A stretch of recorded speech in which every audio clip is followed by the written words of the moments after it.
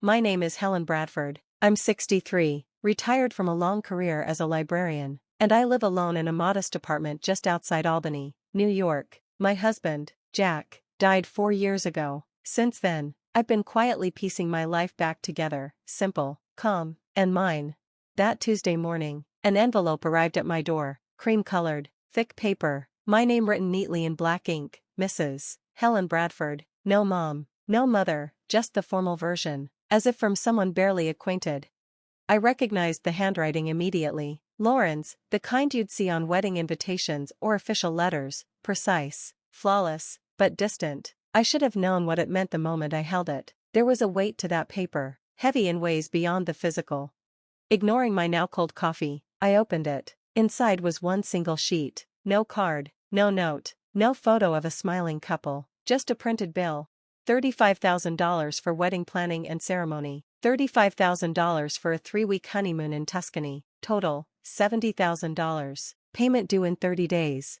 At the bottom, in Lauren's unmistakable script, "You should feel lucky I'm letting you contribute at all. After everything you've put this family through, this is the least you can do."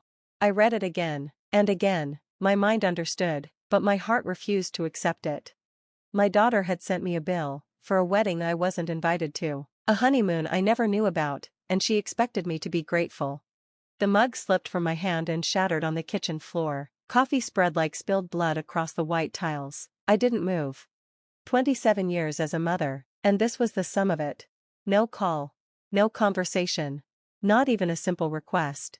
Just an invoice. I thought back to the last time I saw Lauren, Christmas dinner, 18 months ago. Her smile didn't quite reach her eyes. Her words carried judgment, masked as concern. Matthew, her fiancé, barely spoke to me, and when he did, it was with polite condescension, as if I were an awkward decoration misplaced in the room. That night, I left early, claimed a headache. Lauren didn't see me out. Standing barefoot in my small kitchen, shards of ceramic at my feet, I realized something painfully clear. I wasn't her mother anymore. I was just someone to shake down when it suited her. And something inside me shifted. Moments like this don't come from nowhere. The signs are always there, you just choose to ignore them, soften them into something bearable. Lauren wasn't always this way. Once, she'd crawl into my bed during storms, clutching me like I was her whole world. She'd bring me dandelions she swore were sunflowers. She was warm, curious, and kind. But around 15, things changed. She adopted a new vocabulary, image, reputation, standards. Rosa, her best friend since kindergarten, was no longer welcome. Instead, she gravitated toward girls whose mothers drove SUVs and wore sunglasses indoors. Rosa's mom cleaned houses. Apparently, that was a problem. I remember the day Lauren told me coldly, "We're just in different places now." I should have spoken up, should have challenged her, but I didn't want to be the nagging mom who didn't understand the world. Then came scholarships, internships, and a fast climb into New York City's social circles. With every step, she grew more polished and more distant. Our calls grew shorter. Visits became holidays where I felt like a guest expected to behave, smile, and keep my stories tidy and brief. After Jack's death, she visited once in the hospital, 22 minutes, checked her watch 3 times, no flowers, no questions. But still, I hoped. That's the cruel irony of being a parent. Even when your child reveals who they truly are, you keep seeing the girl who used to kiss your cheek and say, "I love you this much," arms stretched wide.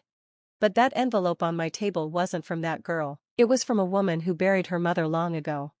I swept the broken mug into the trash, but the bitterness lingered like burnt coffee. I sat down, staring at the invoice mocking me. Most of my life, I lived by a simple rule: make life easier for others. Keep peace. Don't raise your voice. Be useful, not a burden. That was how I survived marriage, motherhood, widowhood, quiet strength, silent sacrifice. But that morning, something inside me cracked.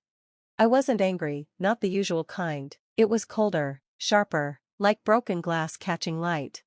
Looking at the invoice, I didn't feel guilt, I felt leverage. Lauren wanted me to pay for a wedding I wasn't invited to. Fine.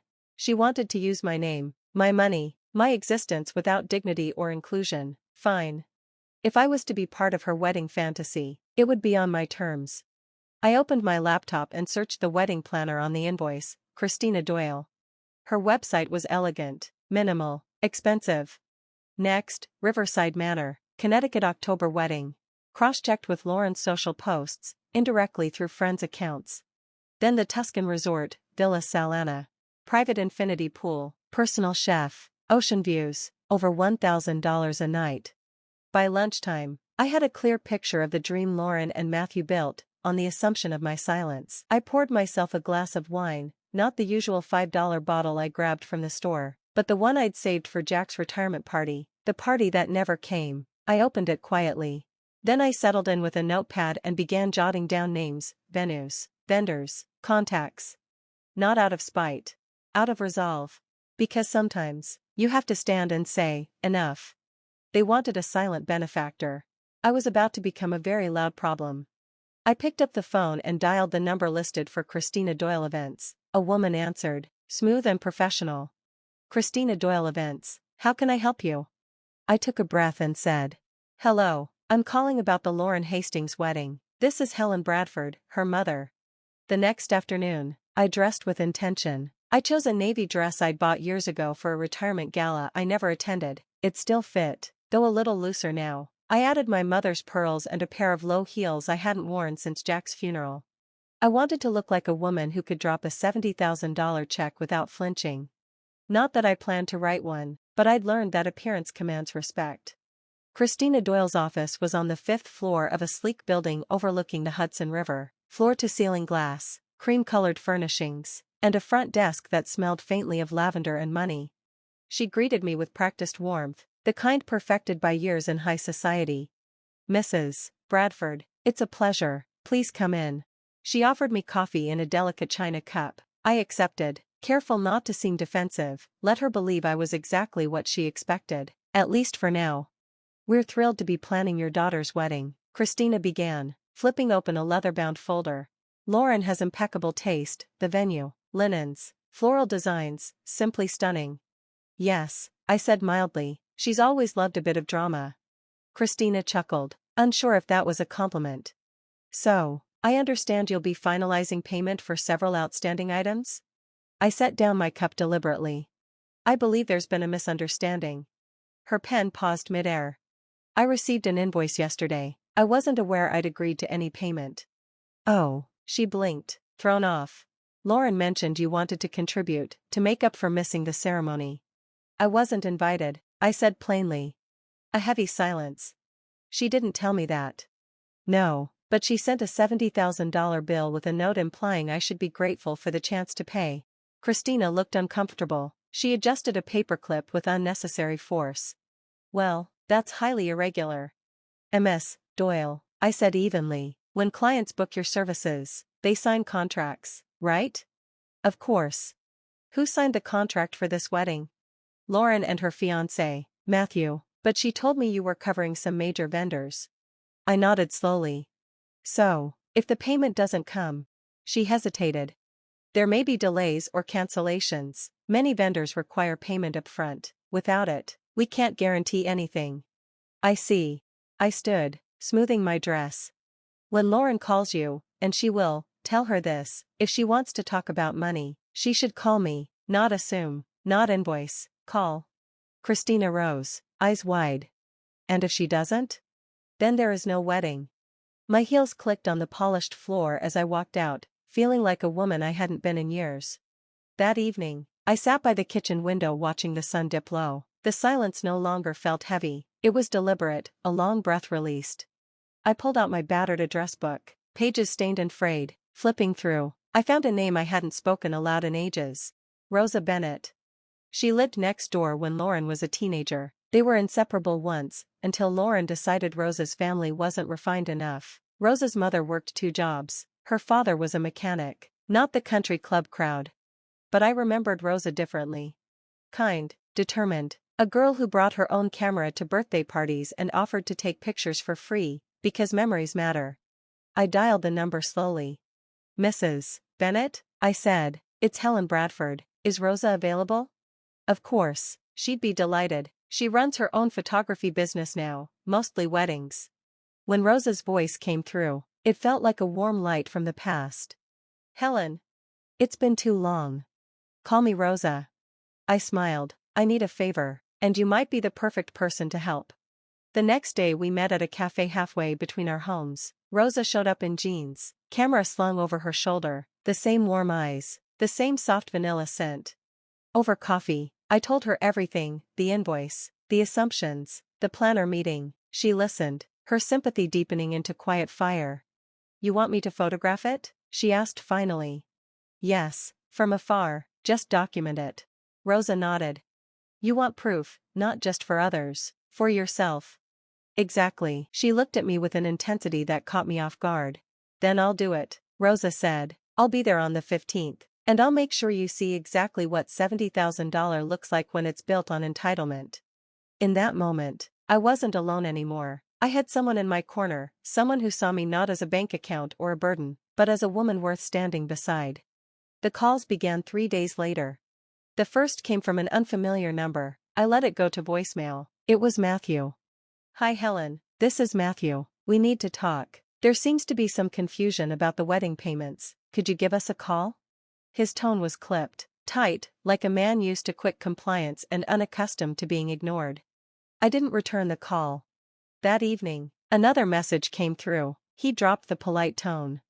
"This is ridiculous. Lauren is stressed out of her mind. The wedding's in 2 weeks. We need to fix this, now."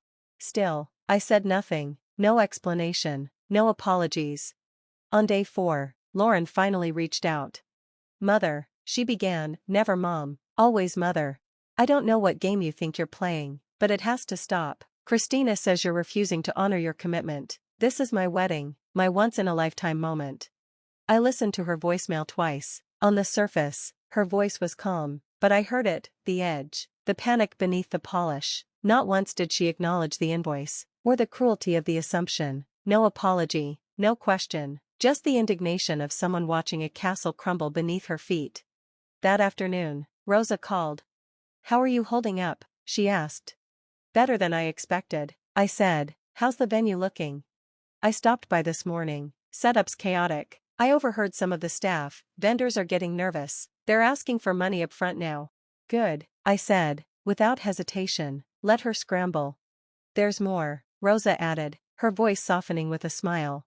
"I ran into Jacqueline Foley. Remember her? Her son played soccer with Lauren." "Jacqueline," I said, surprised. "Of course. She's working for the catering company Lauren hired." When I told her what was going on, she said, "Tell Helen we haven't seen a dime, but if she decides not to pay, I'll make sure the kitchen staff knows why there's no dinner." Then she added, "Asterisk after how your daughter treated us, I'd cater Helen's birthday for free." I laughed, really laughed, for the first time in weeks. Not because I was vindictive, not because I wanted her to suffer, but because someone else finally saw it. Lauren hadn't just shut me out, she'd burned bridges with everyone who tried to meet her with sincerity. The cracks were no longer just mine to notice. October 15th arrived beneath a gray, unforgiving sky. A steady drizzle washed the sidewalks, painting the city in muted streaks of silver and ash. From my kitchen window, I watched the rain fall. At 6 a.m., Rosa had texted. "Venue looks chaotic. Vendor trucks already pulling out. Still want me there?" I answered without pause, "Yes, document everything." By mid-morning, my phone wouldn't stop buzzing. 17 missed calls. Matthew, blocked numbers, vendors, maybe, guests.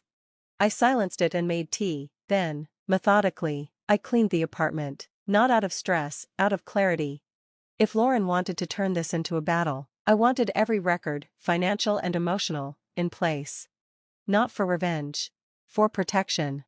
At 11:30, the doorbell rang. I checked the peephole. Lauren, wrapped in a damp coat over rumpled pajamas, hair undone, the first time I'd seen her like that in years. Matthew stood behind her, tense and scowling. I opened the door but didn't move aside. "Mother," she said, voice hoarse, "we need to talk." I looked at her calmly. "You look upset. Is something wrong?" Her composure cracked. The florist walked out. The caterers demanded $12,000 in cash and left. The photographer says we owe $8,000 for the engagement shoot and won't do the ceremony. Everything is falling apart. Matthew jumped in, bitter. "You knew this would happen. You orchestrated it. You're punishing her for not inviting you." I didn't flinch. "I'm not punishing anyone," I said. I'm simply not paying for something I was never invited to. The words landed with weight. For a moment, they didn't speak, and I could see it, the shift. The blame they had so easily hurled was no longer sticking. That evening, I sat at my kitchen table, a bowl of soup in front of me, the kind I used to make for Jack when the weather turned. The apartment was quiet, but not lonely. My phone buzzed. A message from Rosa. Wedding officially cancelled, guests being informed, caught a full meltdown in the parking lot, got it all. I smiled, not out of cruelty, but out of peace. Across town, my daughter was finally learning what I had already accepted. When you treat people like tools, one day, they stop working for you. I looked around at my small, simple space, the one Lauren once called embarrassing. But it was mine, and for the first time in years, I didn't shrink from it. I didn't feel ashamed. I felt anchored. I felt seen. Sometimes peace doesn't come from repairing what's broken. Sometimes it comes from choosing yourself, and letting the silence speak in place of the apology that never arrives.